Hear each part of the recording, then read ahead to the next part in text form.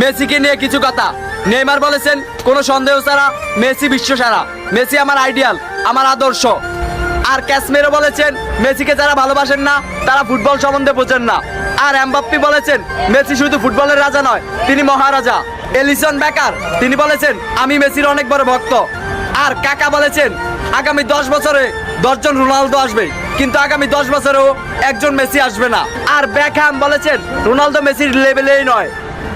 আর Ronaldinho বলেছেন মেসির সাথে যে কোনো প্লেয়ারের তুলনা করা অপরাধ। আর বেনজেমা বলেছেন যারা মেসির সমালোচনা করেন তারা ফুটবল বোঝেনই না। পেপ গার্দিওলা কোচ বলেছেন আমার ক্যারিয়ারে মেসি সবকিছু। পিকে বলেছেন মেসি ইতিহাসের সেরা খেলোয়াড়। লা লিগা সভাপতি বলেছেন মেসি লা লিগার সম্পদ।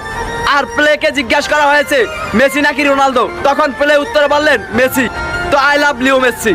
তো এই ভিডিওর মাধ্যমে কোনো প্লেয়ারকে ছোট করা দেখা হয়নি। তো যদি কোনো ভুল